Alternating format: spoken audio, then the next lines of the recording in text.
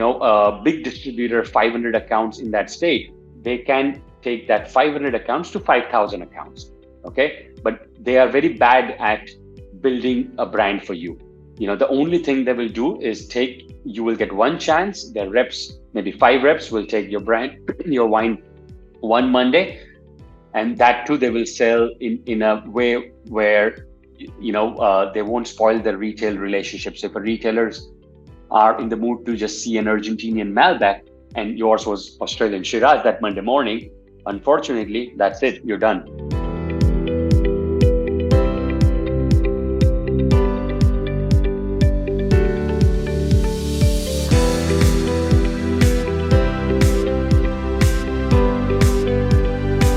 I guess most of you, it's good evening, late evening out there. I'm assuming that a lot of you are joining in from the west coast of US, because it's pretty odd times in Europe and East Coast. Asia, I think, is also good time. So we just wanted to test this new time, if that makes sense for a lot of you to catch up after the work, right? So we just had 9 p.m. PST this time. So good evening, good afternoon, good morning, wherever you're joining from. As I said, thank you again for getting on this call. I cannot see your faces, but I can see that you are all in the attendance, right? So how we're going to do, folks, is, I'll cover 30 minutes of this presentation. And in that, I'll go through, a processed way of approaching distribution, and also some tips on what you should do to really make it effective and get the closures, open new states and so on, open new importers. Then I will also be having 30 minutes of a solid Q&A where, almost 20 real questions I will be answering, because that's where I see the real value coming from, right? So these are all of you have sent me questions. So I'll be taking those questions, I'll be answering, and we'll be spending 30 minutes on those real questions, because that is also a solid value there. I also will be adding another, recording, which I'll be doing as a version 2, which will include another 30 questions that all of you have sent as well. I think this is one of the biggest sort of RSVPs that I've got. Almost 250 people have done RSVP. So very excited. Thank you again for joining, and let's get this call started. Great. So the topic, as you see, is how to build a sales process and to grow and get new distribution. A little bit about me. So I can speak on this because I've myself done, wine brands. I had 10 private labels. I had built this business to 100,000 cases. I had 4 importers. I had 50 state distributors in US. So I know how to open new markets. I know how to open and work with distributors. I know how to knock doors in retail and restaurants. So I've done everything. This is based on completely my experience. Apart from that, I also right now have a gin brand made in London, sold in London right now, and that's called Coca Gin. So I know exactly what you guys are going through as well. Beyond my own brands, as you know, that we have Beverage Trade Network. We do a lot of competitions and trade shows. So I see, where the buyers and sellers what are the expectations. And the last thing, I've also ran a wholesale and owned a wholesale business in the state of Delaware and New Jersey, right? So I know from the wholesaler point of view, what sort of things are needed. And as a wholesale buyer, I exactly know what I would be looking for from a supplier. So, right. So all this gives me a good experience to go over and explain you about what is a good effective process to open new markets. All right. So first, your sales growth strategy, right? So I think first, let's go into how to grow and how to go strategically, right? So these are the 4 steps. First, you need to focus on old markets and old products. That means penetrate where you are. A lot of people ask me, is it one of the question is, for example, is it better to have 20 states and pallet each, for example, or is it better to have 2 containers and 2 states, let's say? So it's a good idea to sell more in less market, right? So penetrate your retail, penetrate your distribution, grow your depletions.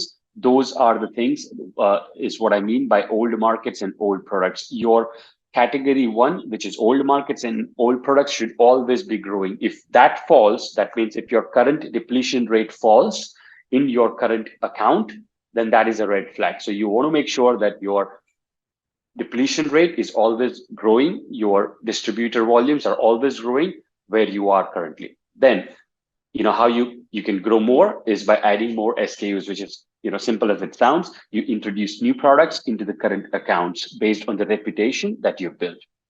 Number three is, okay, there will be a point where you've penetrated, you've reached the peak that that, okay, these are the 1,000 accounts in the state maximum you can do. This is what you've reached, two containers a year. Let's say 2,000 cases a year in one state is good enough. So now you open new markets, right? So how you open new markets is you usually go in the surrounding states. So for example, if you're doing New Jersey, you focus on East Coast, and then you go Midwest, and then you go sort of West Coast, right? So you go regional then. And then comes the fourth, which is the new markets and new products. Let's say you've completely won on United States, you then go to Canada, you do another country, so you take your entire portfolio and your entire new market strategy, and again you plan your 1, 2, 3, 4 sort of steps. Now comes the main part, which is the sales process, and here's where I really want to go deeper. Now have a systematic sales process, so please audit your own sales processes.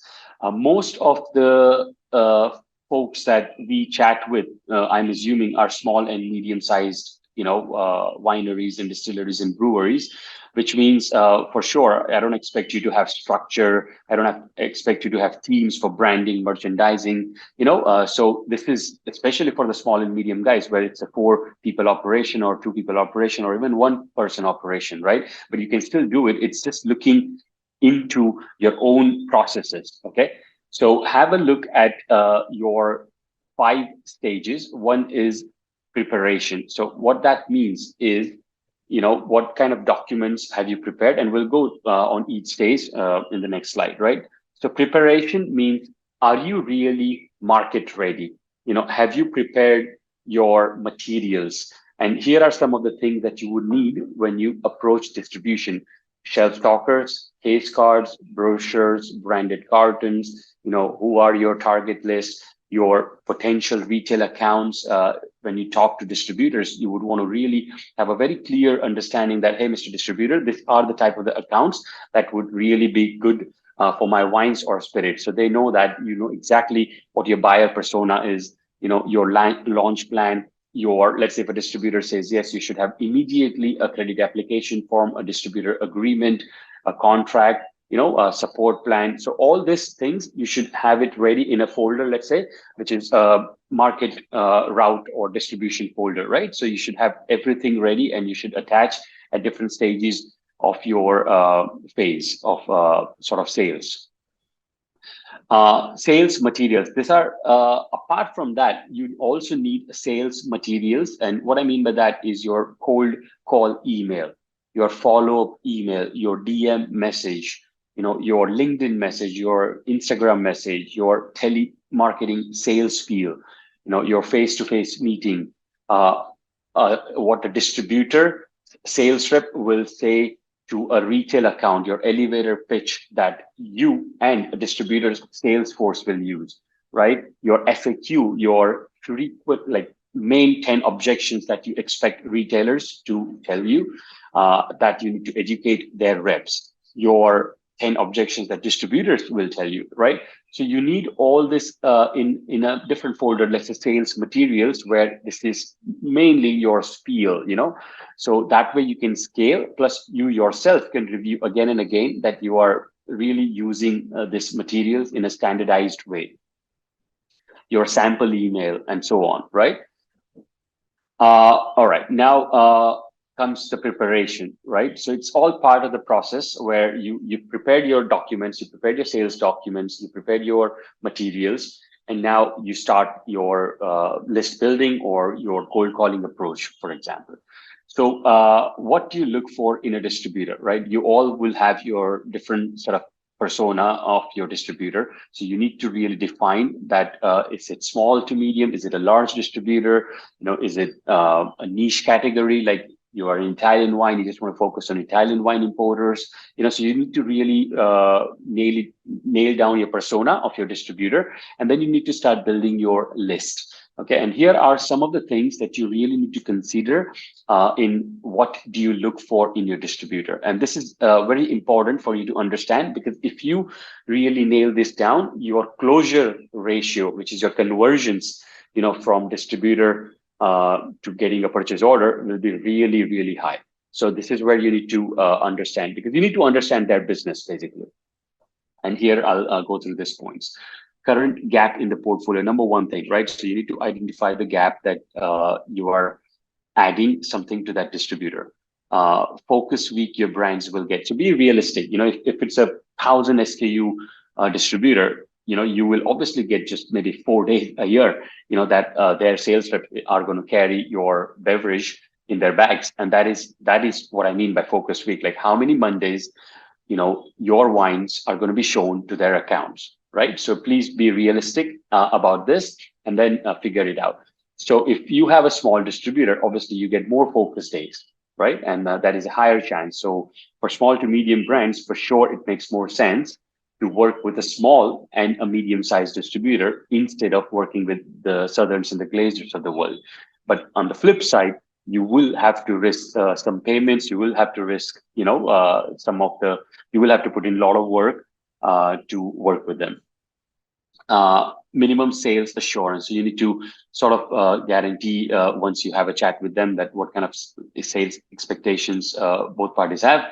Chain authorizations, if they are approved in national chains, right when you start, do ask them these questions, because later on when you start pitching regional and national chains, you really want to make sure that they are not a new vendor, because that friction will be a problem later on when, let's say, a Festival Foods or Specs or Total Wine and the distributor is just not approved. That's another friction that you're creating on the way. But if they're already doing business with these chains, your life becomes easy. So these are the questions. This deck and the video both will be shared with you. So I can just go very quickly on this as well. Inventory levels, credit rating, are they a good payer? Reputation of service in the retail, most important thing. Cold call 5 or 6 retailers and ask about the distributor that you're potentially trying to close a deal with. That how I just want to 5 minutes of your review on this distributor and so on. So reputation in retail, they having some anchor brands that retailers cannot live without. They having some physical assets like warehouse or trucks. They having a decent portfolio where you see that some good brands are there, and asking the suppliers that how are they in the payments are some basic one-on-one of what you would need to do your homework before you send your actual goods to the distributor. Here is one example, right? So these are some of my brands and one of my distributors' portfolio. So I'll just share this with you, and you can see how you can. It's very simple. I'm sure you all know, but again, how you sort of grow in a distributor. So Friday Monkey Wine is my Australian wine. I started with just 750 ml Chardonnay, Shiraz, and Merlot, and as you can see now, that whole range is almost 14 SKUs. So you have product extension growth as well. That is one way to keep adding, in the distributor portfolio, because you want to make sure that some other Australian wine of Magnum or 1.5 doesn't come into their books, right? You want to make sure that some other Moscato doesn't come in from Australia into their books. So you got to understand that distributors also have to fill gaps, and it will be great that if you yourself can fill the gap once you've proven your reputation and some of the main SKUs that you've built with that distributor. So you got to constantly excite them with new products every year, that hey, 2025, this is our plan, and we're planning to launch these 2 new SKUs in our product extension. That is one way. Second is, as you can see here, wine Asunto Divino Chile and the Deck wines from Chile. These are both my wines. The Asunto Divino is, let's say, $9.99, normal value mid-tier wine, and the Deck is the premium category. So again, you can win on different segments. Like you can have Lucky 7 is also my wine, that is ultra super affordable wines, right? Like 777 retail, for example. So try to go in each of their categories. Now, as you can see here, there is another wine, Chilensis from Chile. So that's my only competition, and Ove Negra from Chile, right? So you got to sort of make sure that you become the priority always. Like if you see some other supplier gaining more traction in Chile, I'll try to do the more market work and make sure that I grow my likability with that distributor by proving more depletions, basically. And then I offer them to add more wines and more SKUs. The more business they do with you on volume, on depletions, the more deeper the relationship happens. So you got to constantly do that as well. Now, here is another important deck that you need to understand. Most of you have asked this question: what shall I include in the pitch? And this is what you really need to include in the pitch. Now, pitch means the deck, face-to-face meeting, Zoom call, however way you are convincing a distributor to put a value proposition for your brand on why they should carry your brand. So this is what I mean by the pitch. So what you are really selling is the profit story. uh, yes, maybe spend few minutes on the technical know-how of your product, on who's making, why you started, and so on. But then it is really the profit story, which means how they are going to make money. That is one. Second is how their customers are going to make money. When they take your products out in the retail, distributors will have to have a very solid profit story proposition, on why a retailer should stock this particular wine or spirit, and what is the profit story, right? So you need to come up with two profit stories. One is for the retail and one is for the distributor. Then comes what is the return of investment, which is pretty much the same thing that I say. You need to sell convenience, and then what I mean by convenience is that you are approachable, you will not run out of stock, you are sending them a printed point of sale material instead of artworks.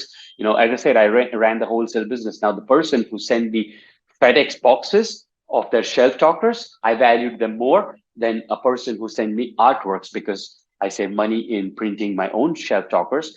And second is, I cannot afford to have, I was a small wholesaler, so I cannot afford to do this whole operation, go to Staples or blah, blah, blah, unless I don't have an in-house printing room like the big guys, right? So you need to send them finished point of sale material. You need to give them a convenient pickup location. Now, if you, for example, are selling on East Coast, the most convenient pickup location would be Western Carriers in New Jersey, right? So people who know would know this. If you're selling in West Coast, Western Carriers, Napa. So this 50% of the wholesalers would be picking up from Western Carriers. Now, that means you are creating so much convenience, because their truck is already going there for some other supplier, and you're just adding your pallet or you're adding your layer in that truck. So you're adding convenience instead of creating another pickup location for your own. So even if you are a winery in California, you having a pickup location in Western Carriers, Napa, would make a lot of sense, than a distributor having to send a truck to your winery for a pallet in Napa, for example.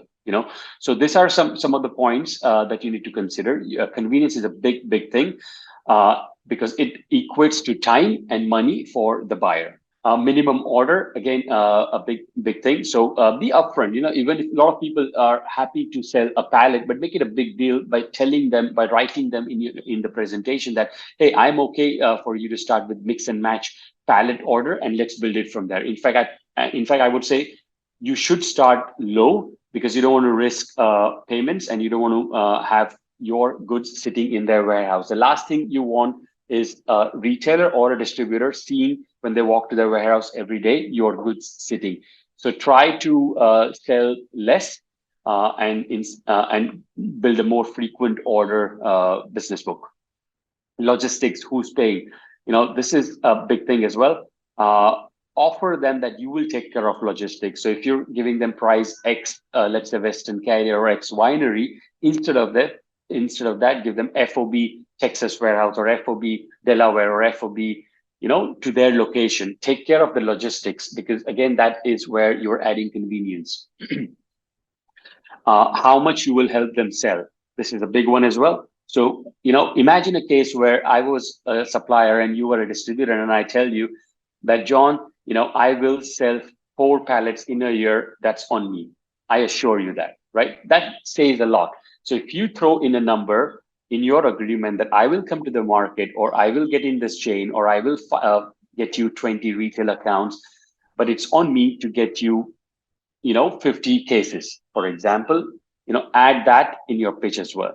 And then you need to be a likable supplier. So sort of, do they like you? Do they like your approach? Do they like you as a human being? So, the standards, like have a coffee or beer or dinner meetings, and sort of sell your human factor and become a likable supplier. And obviously you can't, you have to be a likable supplier. You can't bullshit your way out of it.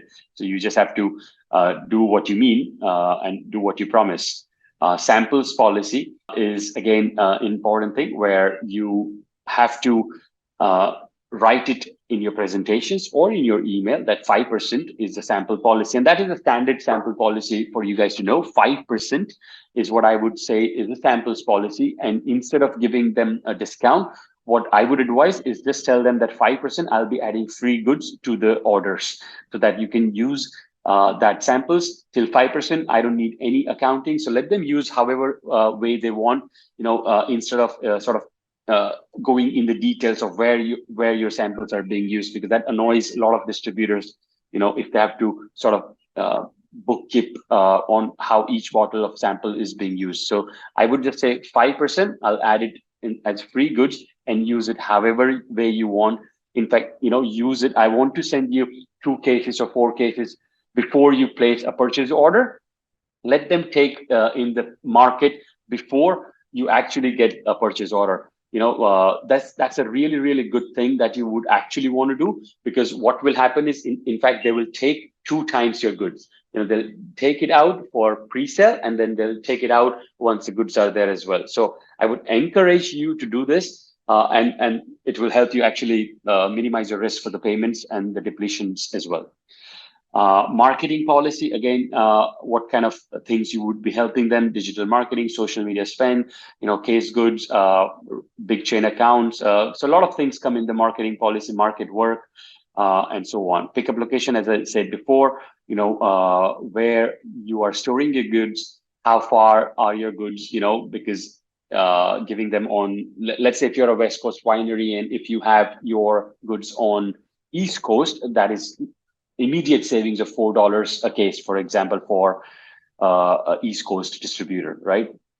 So be very strategic about this. Having a mix and match 56 pallet buildup or a 60 case pallet buildup makes much more sense than coming up with your random number of 67 cases or, like a 72 cases. So be very industry specific. And 56 case pallet or a 60 case pallet, 15 case layer, those are the standard things, right? A 750 ml 12 pack box and a 60 case pallet is the most standardized thing for a wine, for example, that they would be liking.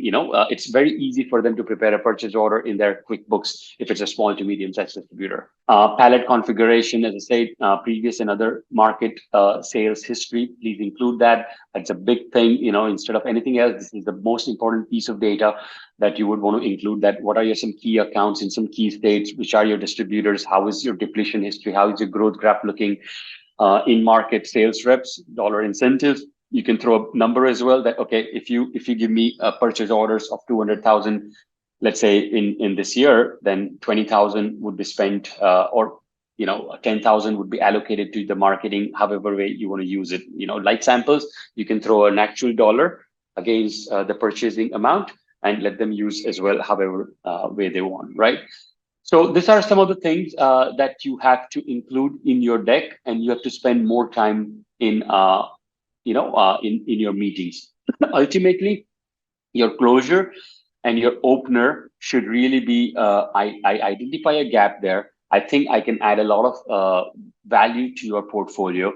Let me work with you. Let me build this brand with you. It's a long-term thing.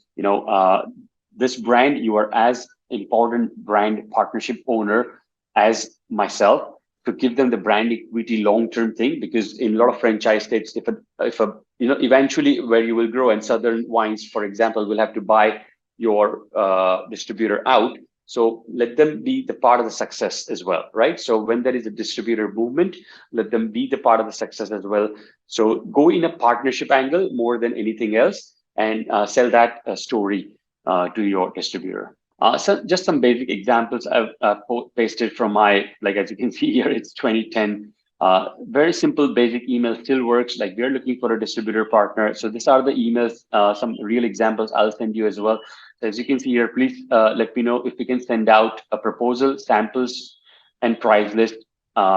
You're a very experienced company and understand what it takes to build the brand and build a repeat business with a loyal customer following, right? So add this kind of things where they understand that you are an educated supplier. My point here is to simply tell you that make sure your distributor understands that you understand the US market. Mainly, the stock is mainly about the US market. You understand the US market, you understand the business, you understand that you are here to build a brand with them. Here is another example of my price list, how I used to send. So as you can see here, so simple, FOB New Jersey, 60 a case, right? All different varietals, all are 60.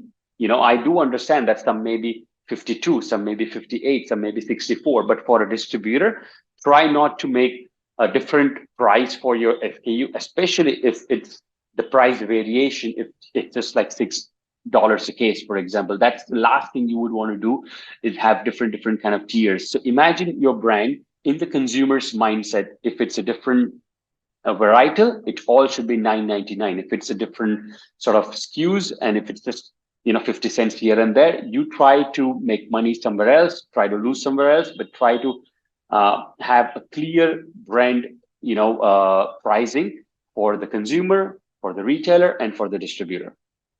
And as you can see here, add something like this as well. DA and SPA programs are available for a mix and match, 560 cases, 10 pallet order. So add those kind of things as well, because you need to make them understand that, hey, I'm ready for big volume. And especially for the big guys, like if you're pitching to big distributors, once you've built up something, they would want a truckload and they would want some deals, right? So I always had this deal that if you order 10 pallets, I'll take care of the trucking. And you can mix and match 10 pallets from my entire portfolio, right? So that's another savings for them, like $2,000-3,000. Sending samples. Here are some tips that I will go over because this is also part of the sales process, and sending samples is one of the most important part of the sales process on how you would really be increasing your chances of closures. So one of the things that I did was always send them more samples. So for example, if you have 3 SKUs, I encourage you to send 4 bottles each, which means send them a mixed case of 12. If you have just 2 SKUs, send them 6 each, send them a mixed case of 12 still. If you have 1 SKU, still send them 12 bottles, So send them samples by cases. If you have 12, for example, send them 3 cases, but at least send them 4 bottles per SKU, and send them a finished case in your own branded case, So let them have a look at your branded case, send them a lot more extra. And then in the sample box, include these 2 things, include a letter, personalized letter that, hey, John or Sally, appreciate you giving me a chance. And in that letter, in bullet points, right, in this box includes this samples.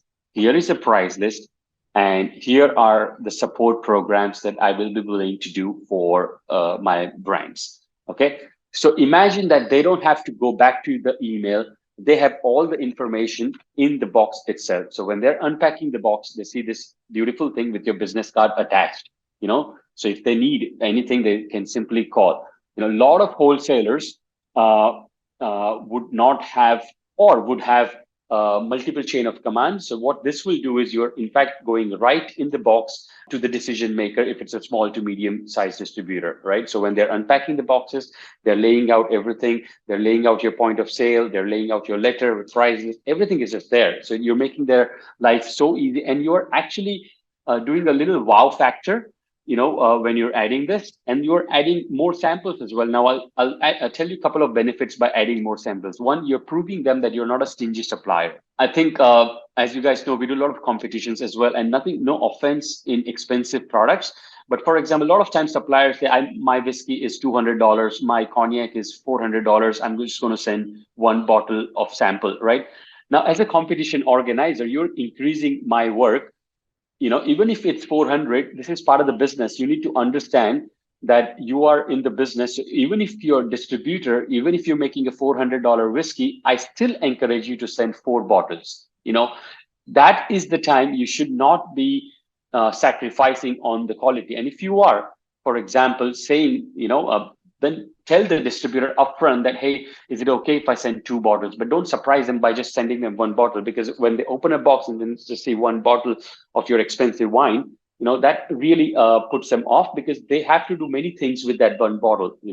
I think treat this as an investment for business. You try to save money somewhere else, but definitely, even if it's expensive, I still encourage you to not save money in actual samples, because these samples to the distributor at least, not the retailers. I do understand that, a lot of sommeliers and bartenders, you don't want to waste your expensive stuff by leaving the bottle there. So that I understand, but especially for the distributor or importer, send them more.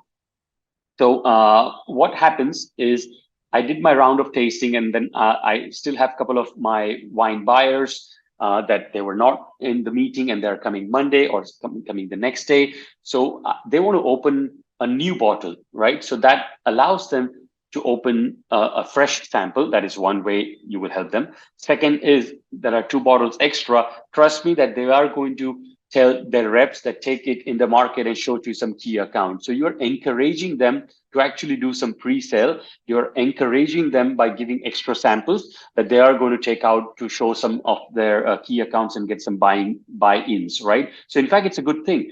And then one of the best thing is, let's say everything happened and still there is an extra bottle. You are using this to constantly remind that distributor that you are there in their office, right? So I used to sort of send samples extra so I could follow up after 2 months if there was a half-hearted answer that, hey, John, I think hope you still have my samples. If I send you some extra samples, so please revisit the wines if you have to, and I would still love to do business with you. And if you ran out of the samples, I want to send you back, right? So you can use that as sort of again and again nurturing your lead as well, even if it's after 2 months.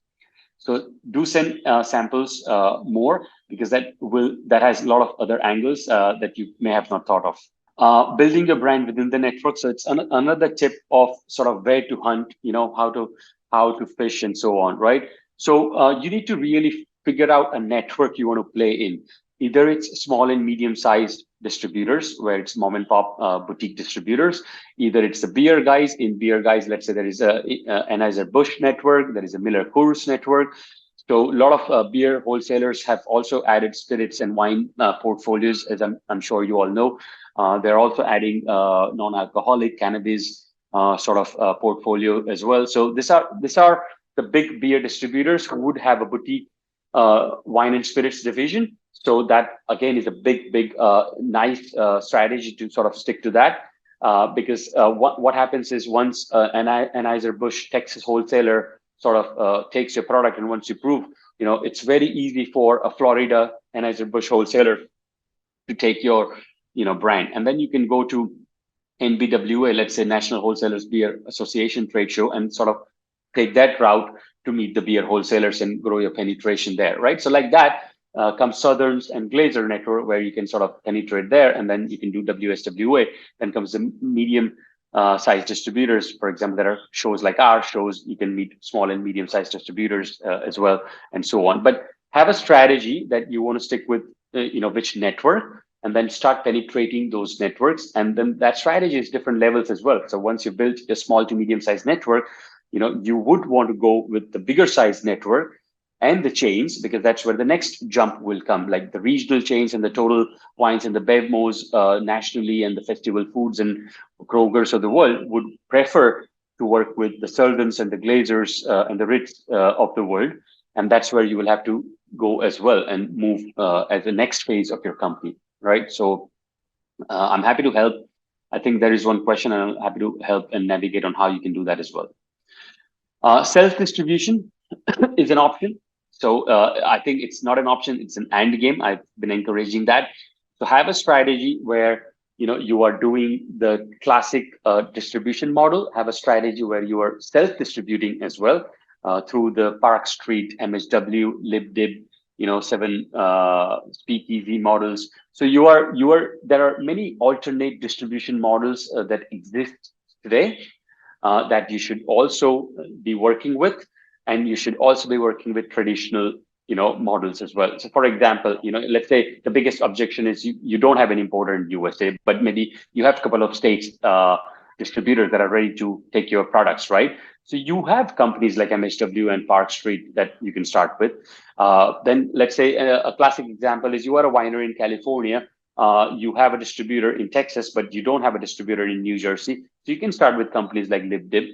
So I think I encourage you to do something and start, even if it's 5 cases or 5 pallets, but start with alternate distribution models while you're knocking doors, because this alternate distribution model is your own model. The moment you get a distributor, you hand over that business. And in fact, that is a strategy. You would want to hand over a current business, and you will use that as a sales strategy to find distributors as well. So what I mean by that is you open yourself, you build a 50 retail accounts, you build a 5 pallet business, and then you tell the distributor, okay, I've done this, take this over, and I want to take you this 5 pallet business to 10 pallets in this year, and so on, right? So it's an and thing. So please figure out a new way to do both. One of the most important things that you have to measure in your sales processes when it comes to growing your current distribution numbers is depletion. So ask depletion reports, and depletion means sell through from retail. Okay, so this is the most important report that you would want from your each order.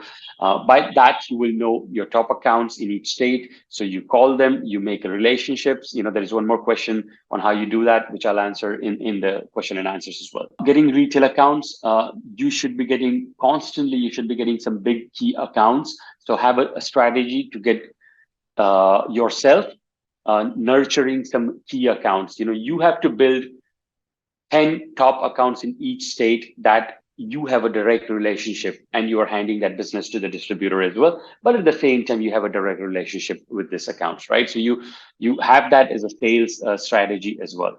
Some other simple tips on where and how to find distributors. I'm sure most of you may know this, but I'll just repeat for the young brand entrepreneurs. So you can find your competitive brands, see who their distributor is, go to their websites, and then you will see those distributors. You will see other wineries. You go to those wineries pages, you see their wineries importer and distributor pages. You see another distributors, right? So that way you sort of can do a constant loop of wineries, distilleries, their importers, distributors, wineries, and distilleries, and you start off build you will come up with new accounts. The second easiest thing is the TTB. So the TTB issues new licenses and has a complete list of, let's say right now, if I search, all the licensed names are published, on the TTB website, which is from the US government, and that will have easily 4,000 licensed, let's say, importers and distributors. But we all know that that's not true. Maybe 600 are just there, but at least you will see the date of the license as well. So the moment you see, okay, that is Sid's Wine Imports new license in March 2025, bingo, that's the person, that is the company. You open in Google, you see that they're just building a book. They just have maybe 3 countries, and then you sort of fish them, right? So TTB is one great place where you can find. Again, if you don't know where to look, how to look, add your email, add information, and I'll be happy to help you on where to look for this information as well. Metrics, this I think maybe one of the last few slides, and then we'll go over some real question and answers. So what to measure and how to sort of measure. One second. Okay. So let's imagine you are a small to medium sized distributor, and what kind of metrics you yourself should have a goal, right? So your goal is to open one new distributor every month, for example, as far as this metric goes. So if you want to open one distributor every month and maybe one importer every 3 months or every year, this is how it should look like. If it's one purchase order that you are aiming at, that means you aim at two contracts a month, right? Because usually two contracts would end up at actually one paid distributor, one paid purchase order, the time it get really started. So if you want two deals a month, you have to aim at 8 samples, right? That 8 samples were tasted with qualified distributors, right? So I'm going reverse. One deal, one purchase order, two contracts, 8 samples. 8 samples equates to basically 24 sort of presentations a month that have gone in back and forth stages. That equates to 20 presentations a week that have gone the cold first phase of presentations. Okay. And that means 20 sort of outreaches a week. Okay. So I'll go on the other side as well. So you have to aim at 80 to 100 cold calls where a little back and forth is happening. You have to aim at 24 presentations a month where they are interested, and then out of that 24, 8 people have agreed that okay, send me samples, I'm really interested, and so on, right? And by sending samples, I'm assuming that pricing is already discussed, so there are no surprises. You've discussed the pricing and you're sending the samples, so it's a well qualified importer or a distributor. The only thing left right now is the actual quality of the liquid. Okay, that's what I mean by getting 8 into that phase. And then of that 8, you sort of aim for a face-to-face meeting that, hey, I hope you love the samples. I would love to come down. I'm coming there. Try to have an assumptive close. Even if you're, for example, I would do that. If I have built my prospect and my strategy and my I have 8 people who tasted my samples, let's say in East Coast, I would say, hey, I'm coming on Tuesday next week to East Coast, and I would love to come and meet you in person. I hope you like my product, and we can jot down the details, right? So use that as not asking a direct yes and no.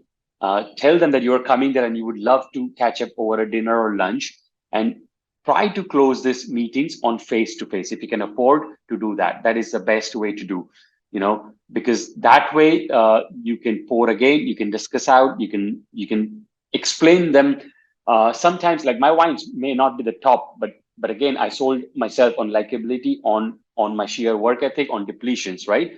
So maybe the product is fine, but you have to make them understand that okay, it's a 777 value wine, so obviously it is there, it's still good, but here's how I'll help. All those kind of things will only happen face to face, because they'll see your passion, they'll see how you're supporting face to face, right? So try to get that final closures face to face, and then you are expecting a purchase order, once you do a nice handshake, hopefully through those face to face meetings. Right. So as you see in my last 2 lines, 80 cold calls, 24-second phase, 8 samples, 2 deals closed, 1 purchase order. In the data should also have a status, preparation stage of that data, prospect stage. It's converted because you've sent them email or you've called them, so that lead turns into the prospect. Closing, which means it's in the sample stage. You've sent samples, you're waiting, and then launch, which means you're in the distribution stage and the purchase order stage. And then the repeat business, which means it's already active. Now you're waiting for a second purchase order. Okay. So that is a complete different thing where, a good business, you should aim at 3 repeat purchase orders. So think beyond the first pallet, only then really the things get started moving, because you're still risking your payments or your business. So until and unless you are in the 3rd purchase order, I would still think that as a new business. Okay, now let's go on questions. So let me see how much time we have. So I'll try to go as fast as we can. When attracting new distributors, is it better to have many accounts in your local market or to show that you have accounts spread across multiple markets. So as I said, it's better to have more in less. So show them that you have 400 accounts in one state instead of showing them 40 accounts in 10 states. They want to show, they want to see penetration, and penetration simply means that you are a proven brand. It says a lot more than just that accounts. That it says that you know how to work the market. It's a better business sense as well. So try to do that. Where to find just the right distributor, the one that is just in the process of looking for new brands to take on, small enough to focus on small brands, or still big enough to have means to provide quality service? Great question. So as I said, TTB, new licenses are issued. You can literally Google, new wine distributor, and you will see. I mean, these are some basic hacks. You can do wine distributor on Instagram, and you can see when the account was opened, and that is a new, the person is excited. It's just a new brand. You will see from their feeds as well that it's a new brand. From suppliers, a lot of new brands, you will see that, hey, we're excited to partner with this new distributor, and then you open a distributor and see, how old they are. You can look at that as well. You can see, I think the most common place you can see is the TTB, where you will see new licenses issued, and that is a gold mine. I mean, that's where the new licenses come every quarter for each state. But how you will know if it's good or not?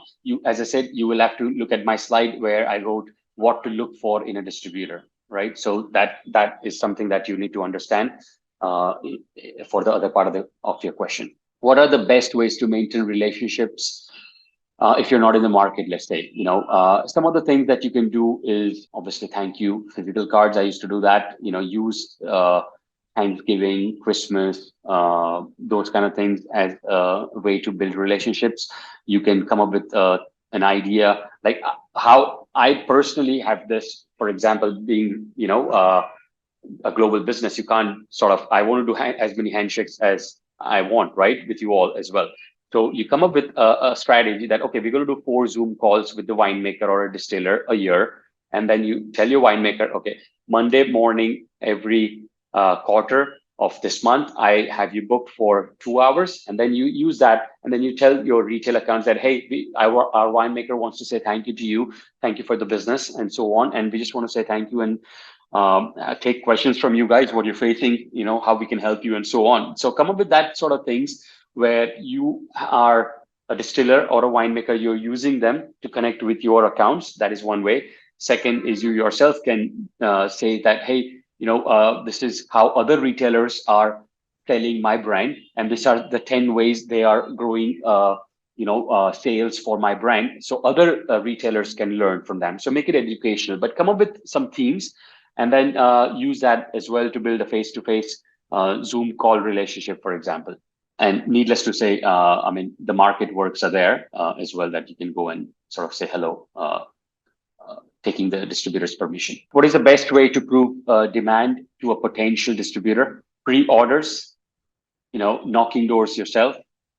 Best way to prove demand to a potential distributor is by actually giving them the orders, and orders means demand, right? So that is the best way. What are your opinions on utilizing brokers and compensating them for their services? Great question. I think a lot of experienced people may have this question because they've seen the old world of the brokers and the networks on how this plays out in US. I think it still works. It's still, I myself, my experience, I've built a big business in utilizing brokers. Almost 20,000 cases of Midwest was handled by a guy called John Reynolds, for example.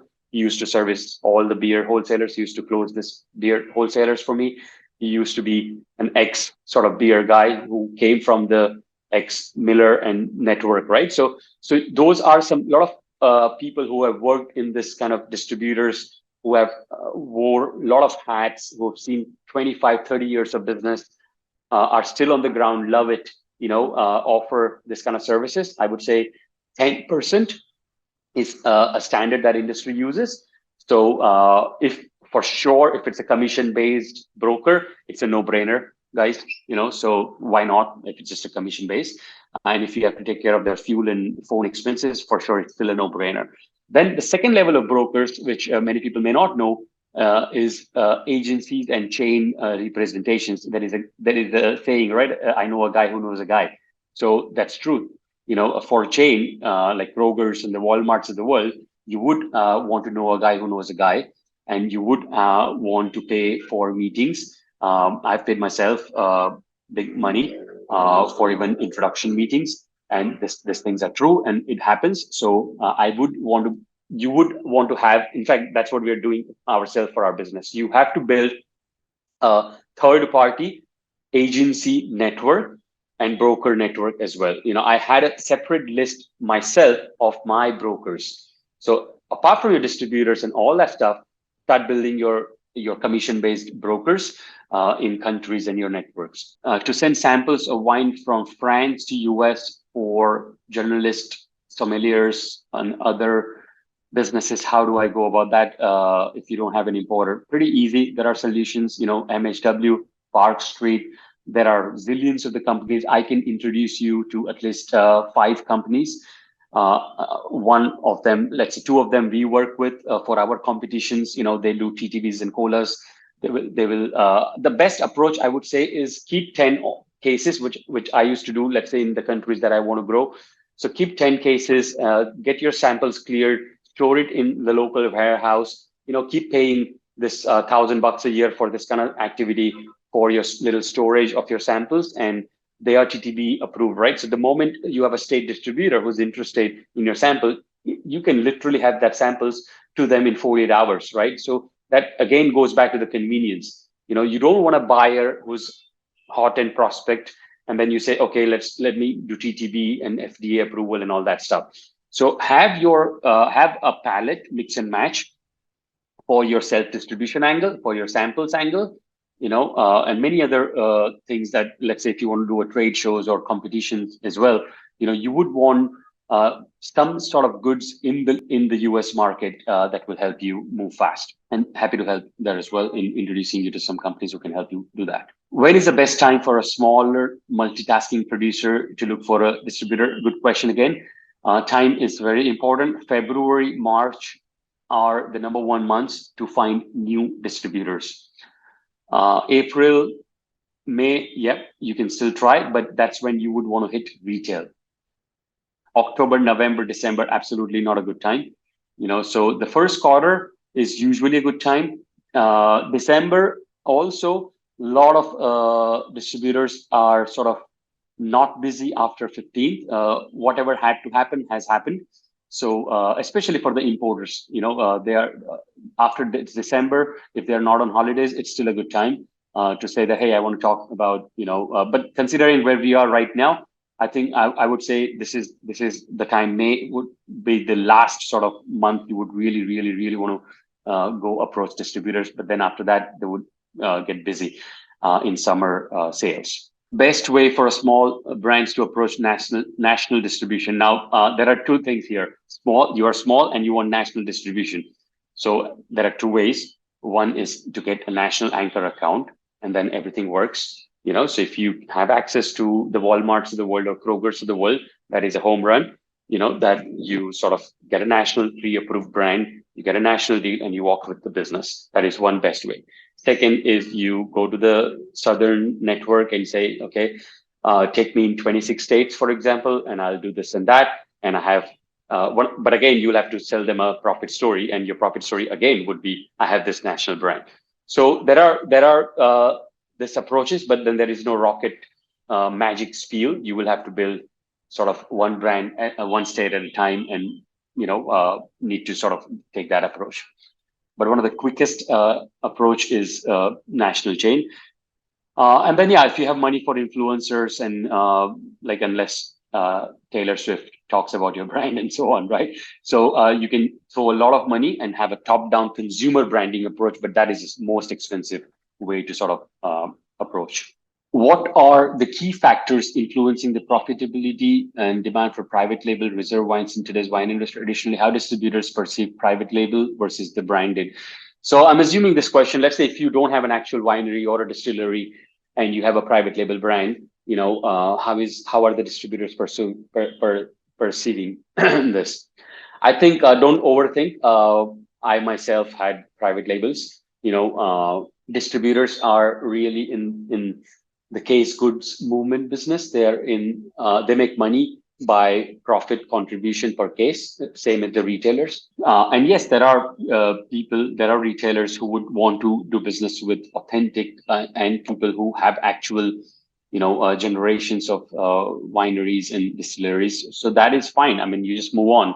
And there are, you just don't, you take that as a no, and then you move on to another distributor who is okay with the private label. But what you would want to do is sell you as an entrepreneur, sell you as a profit story, sell the label as why the label, sell, those kind of things instead of the winery. And it's okay to be upfront that, hey, I came up with this idea, this is my brand. So it's okay for you to say this is a private label. Is it better to be a small distributor who gives you attention and really likes and understands your brand, or with a larger distributor with much larger reach? I think most of you know the answer by experience. If you go with a larger distributor, and if you are a small winery, or even if you're a big winery and who have not got much traction in distribution, and you go with a large distributor like Johnson's or Southern or Ritz, 99% you will not see another purchase order after your first pallet, unless some magic happened in the trade, unless consumers started taking your brands, and it's a inbound flow. The only way you will get a repeat purchase order from a big retailer is if it's inbound. If the retailer has sold, and if a retailer is placing a 3 bottles again or 6 bottles or refilling that, and it's a refill order of 24 cases. So what you are getting from a big distributor, usually, if it's a second purchase order, is a refill. For the small distributor, my answer is I would encourage you to go with the small distributor who would give you attention, where you have to build your brand, but then you have to transition into a big retailer. The moment you start hitting big retail accounts, you have to transition into a big wholesaler, because big wholesaler brings to the table is service to the big retail accounts, merchandising, and a wider penetration. So when you give a big distributor 500 accounts in that state, they can take that 500 accounts to 5,000 accounts. Okay. But they are very bad at building a brand for you. The only thing they will do is you will get one chance. Their reps, maybe 5 reps, will take your brand, your wine one Monday. And that too, they will sell in a way where, they won't spoil the retail relationships. If a retailers are in the mood to just see an Argentinian Malbec and yours was Australian Shiraz that Monday morning, unfortunately, that's it. You're done. In a very half-hearted effort, your pitch is done. So that's how it will happen. Their priority is to show and take care of their accounts and what their needs are. Whereas a small distributor has nothing but your wine to sell, and that's their portfolio. They have these 5 countries and they have to build the brand. What you're risking is the payment, them going out of the business. But again, if you can minimize those risks by taking purchase guarantee, personal guarantee, credit term, credit cards, or post-dated checks, agreements, half payment upfront. So those are the things that I did. I mean, that's a very simple way that, hey, John, would love to start and do business with you. Our payment terms are 50%, but we do understand we're just starting, happy to take 50% upfront payment and 50% post-dated check. So that way you are sort of scaring them in one way, but at least you are, the person who is really not solid in their financials will back out at that moment if you really want to protect that cash flow. I would encourage you to not send another purchase order to a small distributor until the first purchase order is clear. Is distribution really worth it in today's climate, especially for a small brand that can financially support a distributor, can't support a distributor? Good question. The answer is both. The real answer is you should do both. You should do self-distribution and you should do traditional distribution. Self-distribution will have you control and eliminate your excuse to not finding a distributor. I'll put it that way. This whole notion of I'm not able to find an importer or distributor, that's again that you have to put it out because that's the reality. There are just a handful of distributors right now these days, and there is a bottleneck for sure. So self-distribution is an option which you have to start, and you have to eliminate that whole thing that you're not able to find a distributor, or distributors are bad and this and that, or they're not taking your brand. So use it to eliminate that excuse. And at the same time, once you understand and once you build some traction, use the distributors to take your brand to the next level. The traditional distribution route is what will build 100,000 to a million case brand. The self distribution, will not be financially viable, beyond 20,000 case sort of levels. It will just not make sense. So I had to move, let's say, from MSW to traditional, being my own importer and having my own licenses, because that will be a cost-effective exercise as well, right? So it's economies of scale, but initially, I think you will want to start stealth and start knocking doors with traditional as well. So it's an and thing. And ultimately, I see you moving out of the self-distribution once your time should be spent on servicing the accounts and getting big chains and so on. And yeah, it is distribution is really worth it still, I think. That is, I've tried everything, and it's much easier to see and get repeat purchase orders in inbox in your emails than going out in the retail, because that also you will be, it's a collection game. End of the day, you will end up doing a collection business from restaurants and retail, and you will understand what distributors go through. How to incorporate solid social media into your sales effort. I just added this because, yeah, you can use social media as your strategy. I think Instagram, LinkedIn, having a dedicated 10 DMs a month or 20 DMs a month approach, having building a prospect there, people who you have emailed, called, tagging them, not on a direct way, but in an indirect way, like being a value. Okay, let's say you're from Argentina and you just talk about Argentinian wines, what's happening, what's not, and then tag those importers that you are trying to pitch, right? So you warm your leads, your importers and distributors through social media. And they do see, a lot of importers and distributors these days are seeing that you are a passionate supplier and you do understand social media.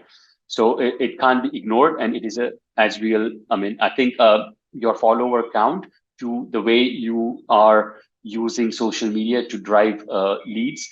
In fact, you should have a target. You should have 10 inbound inquiries a month from distributors from social media, for example. You should put some number so you can be more effective in driving your social media to drive actual new distribution business. What kind of case breaks do you think are most successful to offer to new accounts? So for new accounts, a mix and match one case is the best thing, and top deals. But what I would do is prepare a price list. In that, have one case price, three case price, five case price, and 10 case price, mix and match, right? So in that, you would want to show the retailer your different price tiers, and you verbally tell the retailer that, hey, you know what, for you, I'll give you the top deal of this 10 case that I have, just because I want to really get started. And I want you to work on 50% margins instead of 33, but don't discount, don't put my wines at cheap prices, but you make more money, So give them top deal, but show them printed, because only then they will believe. Show them this is your top deal, and give them on that one mixed case, okay? And if you can, instead of the truck, you yourself bring that mixed case if you are in the market, and then you set up, you clean, you do the merchandising and say, hey, John, you know what, thanks for supporting, and you close a relationship that way. What are distributors looking for when selecting a brand they are interested in carrying? How do distributors determine the amount of resources they're willing to put behind a brand they carry? Again, I have this, and happy to send this information as well. Most of it I covered, but mainly what they're looking for when they're selecting is a gap in the portfolio, likability in a supplier, convenience. Those are the things that they are looking for when they're deciding on a brand. how do you put in programs to ensure increased distribution while maintaining your base? So this is the last question. So what kind of programming you would want to do to increase your distribution in the current, let's say, distributors, right? So some of the things that you would want to do is new account placements, 5 case, 10 case, 25 case displays, because what you want is a floor displays now as the next journey of your brand, house pour placements, menu printed placements, incentives. So you want more, one of the things that I aimed at was how many wine menus is my wine printed in, because that is like, engraving your footprints, right? The more you aim for that, the more solid business you're building. So those kind of things, right? So you figure out the next phase of your brand, and it can be being in more menus, it can be house pours, it can be 25 case drops, it can be secondary displays. Okay, am I in the cooler? Is my white wine in the fridge? Here's an incentive. Quantity discounts, sell 500 cases, there's a wine trip, and so on, right? So you figure out those kind of things. Again, happy to share you a separate thing. I have a white paper on this, on how to grow depletions and what kind of incentives work.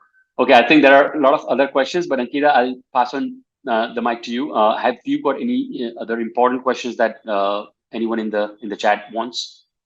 So I have 2 questions, Sid, if you want to take it up right now. Otherwise, I have anyways taken the email ID. I can. I think people can leave, by the way, guys, if you want, but I'll take on right now. Yep. How to grow sales in alcohol monopolies? So let's say I'm assuming it's like the LCB or LCB kind of states, or Nordic regions. I think it's tenders. There are RFPs, and there are times that they open up the tenders. But more importantly, that comes down to that broker question. There are companies that they are used to working with.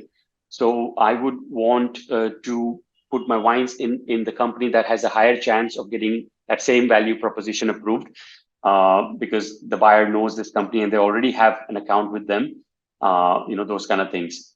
But I can answer that in detail later and email the person if you have the email. Yeah, I've taken the email. And okay. There is one more. And for LCBO, for example, there are importers. There are other ways that they allow you to pitch into restaurants, for example, or PLCB. Let's say you can sell in Pennsylvania in restaurants. Then you can use that as proven history that, hey, I'm doing great already in your state with 100 restaurants. Yes, Ankita, sorry. Yeah, and then one more question, that is how to find importers and distributors who work with restaurants and wine bars. I mean, by calling those restaurants and bars, that who do you work with at little scale? Like you just have to pick up the phone by calling 10 restaurants, or checking there are platforms like 750, which is one of the platforms that a lot of restaurants and bars use for their ordering. So a lot of wholesalers that are listed on 750 would be the ones that would be servicing that. But I think the simplest way is by asking referrals.